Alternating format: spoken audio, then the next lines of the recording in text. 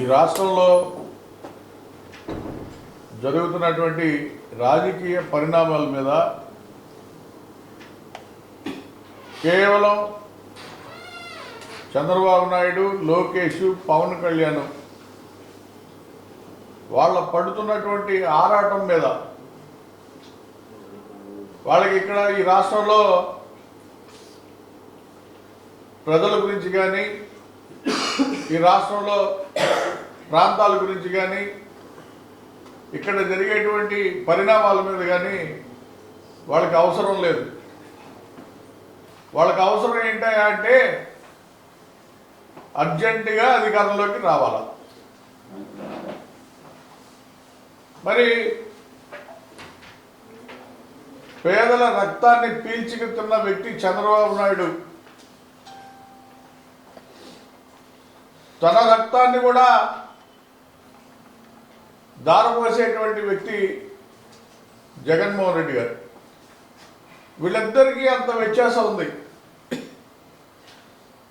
ఆ వ్యత్యాసం ప్రజలందరూ కూడా ఇప్పటికే గమనించున్నారు. అలాగే తన వ్యక్తిగత కోసం, వ్యక్తిగత ఇమేజ్ కోసం, వ్యక్తిగత లాభం కోసం ప్రయత్నం చేసే వ్యక్తి పవన్ కళ్యాణ్.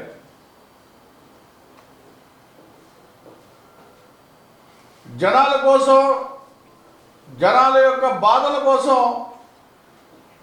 నిరంతరం శ్రమించేటువంటి వ్యక్తి జగన్మోహన్ రెడ్డి గారు. మరి పవన్కి జగన్మోహన్ రెడ్డి గారికి ఉన్నటువంటి వ్యత్యాసం ఆల్రెడీ ప్రజలు గమనించున్నారు. కేవలం తనకి ఈ జనసేన పార్టీ గురించి కానీ, జన సైనికుల గురించి కానీ, వీర సైనికుల గురించి కానీ, వాళ్ళ యొక్క బాధలు కానీ, వాళ్ళకి ఈ పార్టీకి ఏం చేయాలనే ఒక సంకల్పం కానీ పవన్ కళ్యాణ్కి సంబంధం లేదు.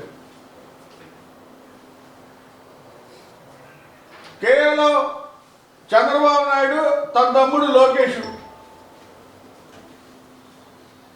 వాళ్ళ కోసం ఎందుకు అంత ఆరాటపడతా ఉన్నాడు దయచేసి గమనించుకొని కోరుతా ఉన్నా. మేము అనేక ప్రెస్ మీట్లో మా పెద్దలు కానీ మేము కానీ ఉన్నది ఉన్నట్టు చెప్పడం వల్ల జన సైనికులు కానీ, వీర సైనికులు కానీ, మరి అనేక మంది పవన్ కళ్యాణ్ అభిమానులు కానీ చాలా రకాలుగా మాట్లాడటం జరిగింది. మరి యువగణం సభలో ఏం చూశారు? వాళ్ళు కూడా ఉమ్మేస్తున్నటువంటి పరిస్థితికి పవన్ కళ్యాణ్ దిగజారిపోయాడు.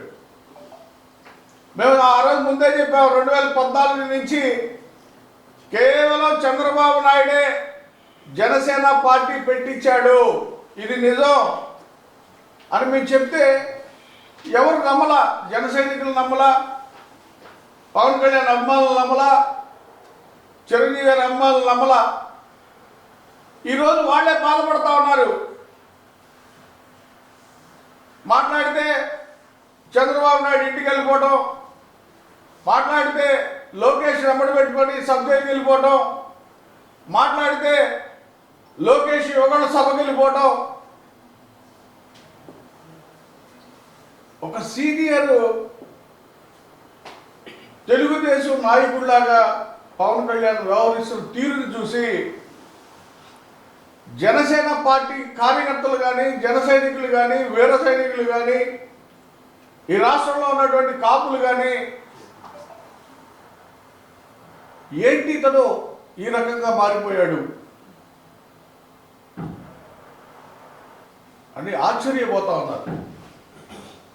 సిగ్గుతో తల ఉంచుకుంటా ఉన్నారు. ఎందుకంటే ఈ రాష్ట్ర ప్రజల గురించి వాళ్ళు ఏం మాట్లాడరు, పార్టీ కేడర్ గురించి మాట్లాడరు, తనను నమ్ముకున్నటువంటి వాళ్ళకి ఏం చేయాలనేది మాట్లాడరు. చంద్రబాబు నాయుడు పక్కన లేకపోతే ఈ రాష్ట్రంలో మనుగడ ఉండదని పవన్ కళ్యాణ్కి ప్రత్యేకమైనటువంటి ఆలోచన. మరి చంద్రబాబు నాయుడుకేమో పవన్ కళ్యాణ్ పక్కన లేకపోతే జనం రారేమోనని ఒక నమ్మకం. ఈ ఇద్దరు ఆలోచనలతో వీళ్ళిద్దరు మమేకమైపోయి వాళ్ళ పార్టీలను వదిలేశారు, పార్టీ కేడర్ను వదిలేశారు, అన్నీ వదిలేశారు. ఈ రాష్ట్రంలో జగన్మోహన్ రెడ్డి గారు ఆయన ఇచ్చినటువంటి హామీలను 100% నెరవేర్చడమే కాదు, పేద బడుగు బలహీన వర్గాలను కానీ అన్ని ప్రాంతాల అభివృద్ధిని కానీ సమపాలనలో తీసుకెళ్ళినటువంటి విధానాన్ని చూసి భయపడతా ఉన్నారు. ఈ ఆంధ్ర రాష్ట్రంలో వాళ్ళకి అడ్రస్ లేదు, ఒక ఇల్లు లేదు, వాళ్ళకి ఇక్కడ మనుగడ లేదు. వాళ్ళకి అర్థమైపోయి కేవలం ఏదో ఒక రకమైనటువంటి విద్వేషాలు మొన్నటిదాకా సృష్టించారు, అల్లకల్లోలు చేశారు, రాష్ట్రాల్లో కులాల మీద చిచ్చు పెట్టారు, ప్రాంతాల మీద చిచ్చు పెట్టారు, అనేక రకాలైనటువంటి గందరగోళాలు సృష్టించారు. అయినా ఈ రాష్ట్ర ప్రజలు ఎవరు చంద్రబాబు నాయుడు కానీ, లోకేష్ని కానీ, పవన్ కళ్యాణ్ కానీ ఇలా ముగ్గురిని నమ్మే పరిస్థితి లేదు అని చెప్పి నిశ్చయం అయిపోయారు. రాష్ట్ర వ్యాప్తంగా జనాలను తోలి అక్కడ ఏదో సందేశం చెబుదాం అనుకున్నా జనం ఇనే పరిస్థితిలో లేరనేది తేటతెల్లం అయిపోయింది. మరి వీళ్ళిద్దరి మధ్యనటువంటి ఎంత సఖ్యత ఉందనడానికి కారణం ఒక చిన్న ఎగ్జాంపుల్ చెప్తా.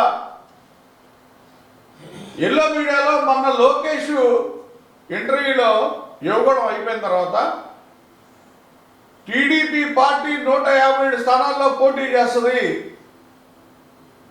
ఈ రాష్ట్రంలో అనుభవజ్ఞుడైనటువంటి చంద్రబాబు నాయుడే మళ్ళీ ముఖ్యమంత్రి అని లోకేష్ ఇంటర్వ్యూలో చెప్తే కనీసం ఒక్క మాట కూడా మాట్లాడిన వ్యక్తి పవన్ కళ్యాణ్.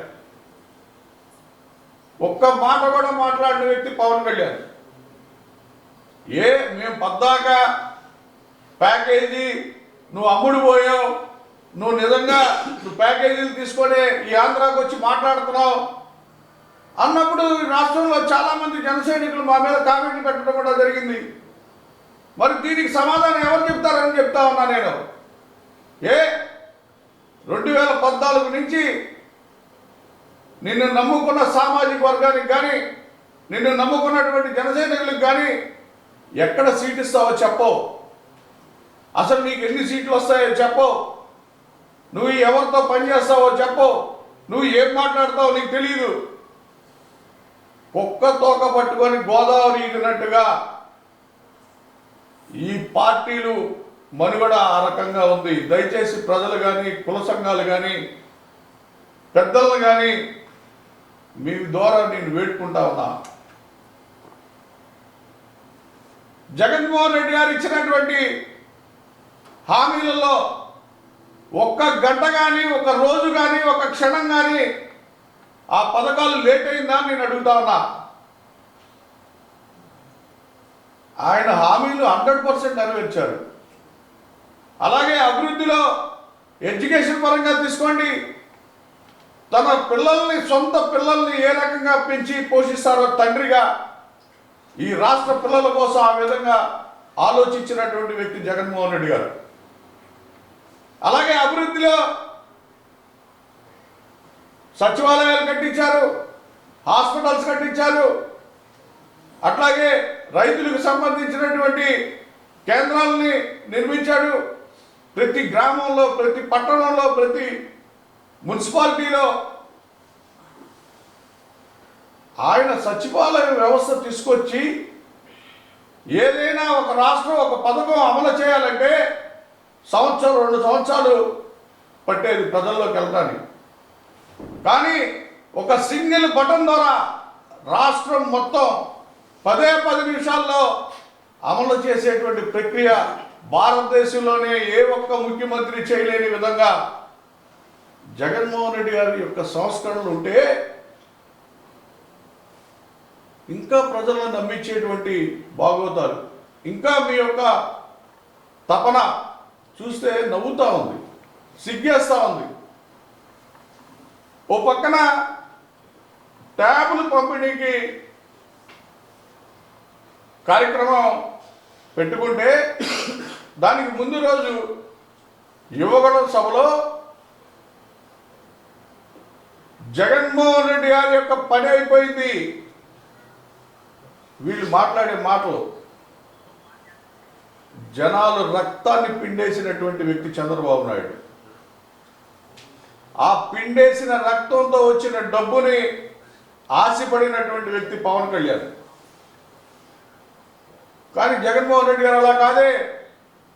ప్రతి ఒక్క పేదవాడు కుటుంబం బాగోవాలా, వాళ్ళ పిల్లలు మంచి ఉన్నత చదువులు చదువుకోవాలా, వాళ్ళకు ఒక గూడు ఏర్పాటు చేయాలా, ఆయన పడే తపన మీకు కనపట్టలేదా అని చెప్పి నేను అడుగుతా ఉన్నా.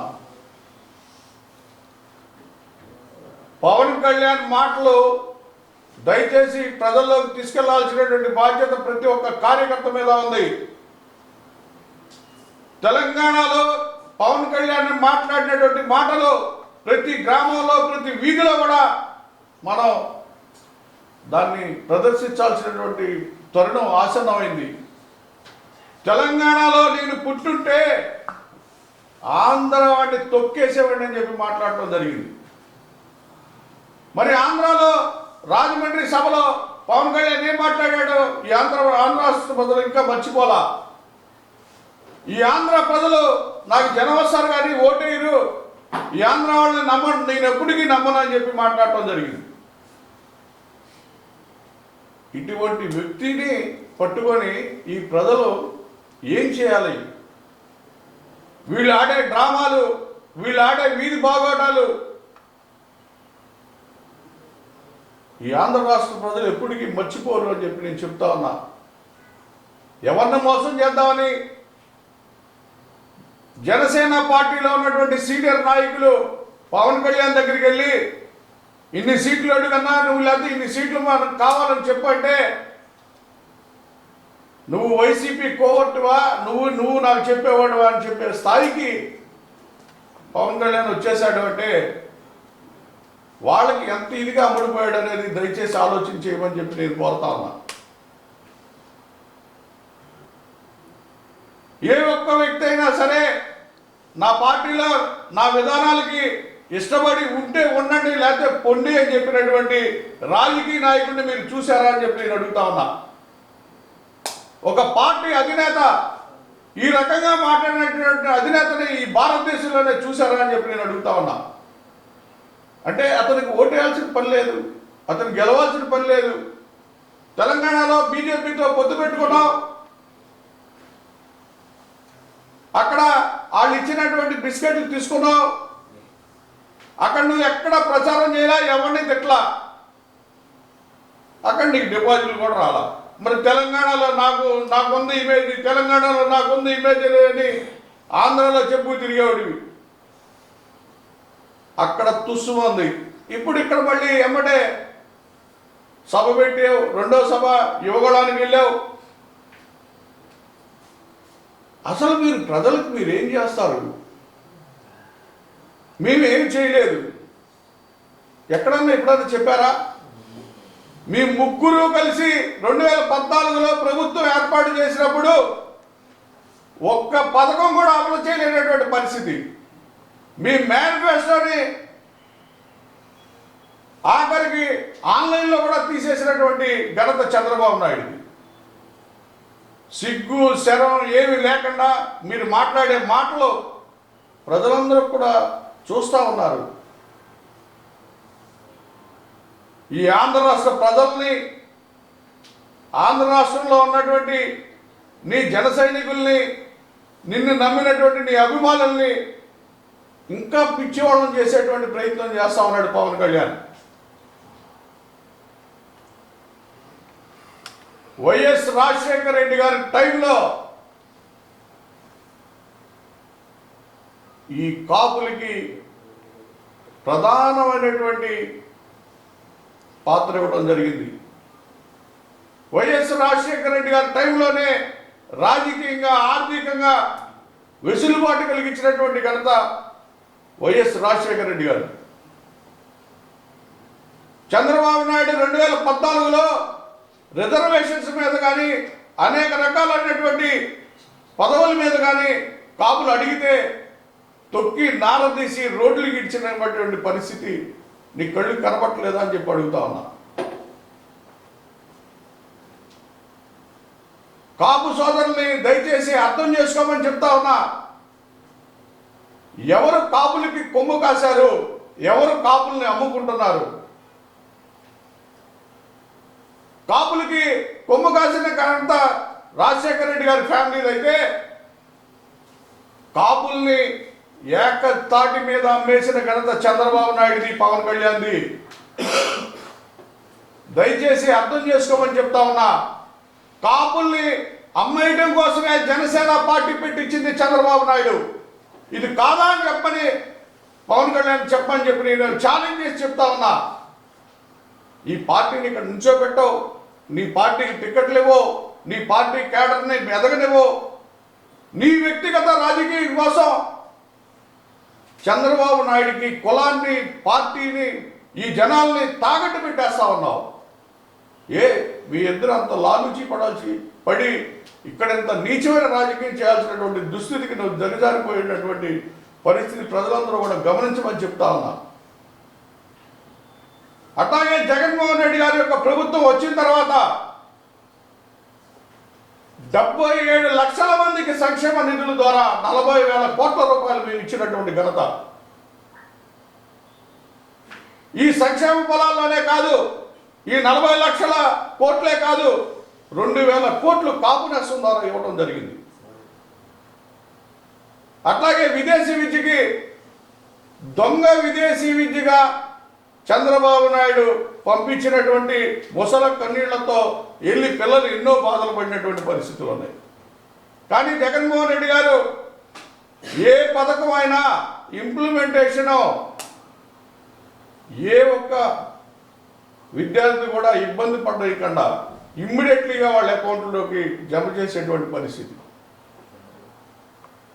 ఎన్ని కుటుంబాలని తొక్కి ఎంతమంది పేదవాళ్ళు రక్తం తాగి ఈ రాష్ట్ర అభివృద్ధిని దోచేసినటువంటి ఘనత చంద్రబాబు నాయుడు. వాళ్ళ అనుయాయులకి దోచిపెట్టినటువంటి విధానం చంద్రబాబు నాయుడు. ఆ విధానానికి కొమ్ము కాసేటువంటి వ్యక్తి పవన్ కళ్యాణ్. అంటే దానిలో భాగస్థుడు. ఈయన దోచుకోవటం, దాన్ని వాటాలు వేసుకొని పంచుకోవటం, ఎవరు దాడు తినుకోవటం. ఇది తప్ప పేదవాడు ఎలా ఉన్నాడు ఈ రాష్ట్రంలో, ఈ సామాజిక వర్గాలుగా ఉన్నటువంటి కులాలు ఏ విధంగా ఉన్నాయి, వాళ్ళ ఆర్థిక పరిపోషణ ఏంటి, వాళ్ళ రాజకీయ విధానం ఏంటి, అన్నింటిలో అందరినీ కూడా సమపాలనలో మనం చూడాలనే ఒక విధానం ఒక్క జగన్మోహన్ రెడ్డి గారికే కుదిరింది.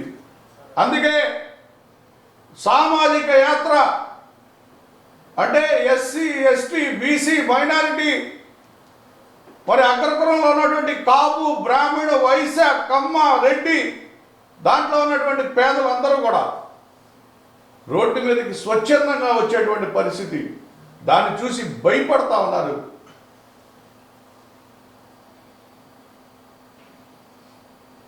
మరి ఈరోజు జగన్మోహన్ రెడ్డి గారు అనుసరిస్తున్నటువంటి విధానాన్ని మొన్న యువగణంలో యానం చేశారు. అంటే పార్టీ ఎమ్మెల్యేలని మారుస్తున్నారు జగన్మోహన్ రెడ్డి గారని. ఆయనకి దమ్ము, ధైర్యం ఉంది. ఎందుకంటే పేదవాడు, ప్రజలు ఆయన పక్షాన ఉన్నారు, ఈ రాష్ట్ర ప్రజలు. కాబట్టి పార్టీ క్యాడర్ని కానీ, పార్టీని కానీ, ప్రజలను కానీ పట్టించుకోనటువంటి ఎమ్మెల్యేలను మార్చే శక్తి, దమ్ము, ధైర్యం జగన్మోహన్ రెడ్డి గారికి ఉంది. నీ పార్టీలో ఉన్నటువంటి ఒక్క సీనియర్ నాయకుడిని ఒక్క టికెట్ ఇవ్వనని చెప్పి బహిరంగంగా అనౌన్స్ చేయమను దమ్ము, ధైర్యం ఉంటే చంద్రబాబు నాయుడికి.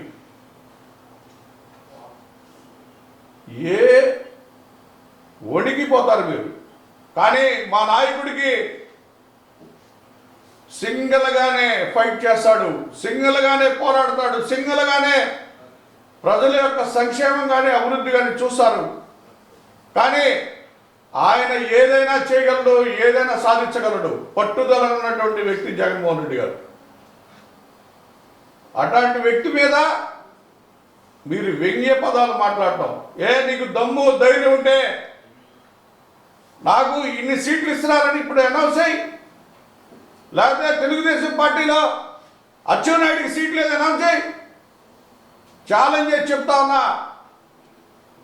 పార్టీ సిద్ధాంతాలను కానీ, ప్రజలను కానీ, కేడర్ను కానీ మర్చిపోయిన వ్యక్తిని జగన్మోహన్ రెడ్డి గారు అనౌన్స్ చేస్తారు.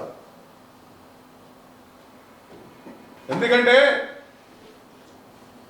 ఆయన పనితనం మీద ఆయనకు ఉన్నటువంటి నమ్మకం, ప్రజలకి ఆయన చేస్తున్నటువంటి సేవ, ప్రజలకి ఆయన మీద ఉన్నటువంటి నమ్మకం, దానివల్లే ఆయన అనౌన్స్ చేయగలిగేటువంటి సత్తా ఉన్న నాయకుడు. అది లీడర్ అంటే. లీడర్ అంటే కేడర్ నమ్మేసుకునేవాడు, పార్టీని నమ్మేసుకునేవాడు లీడర్ కాలేడు.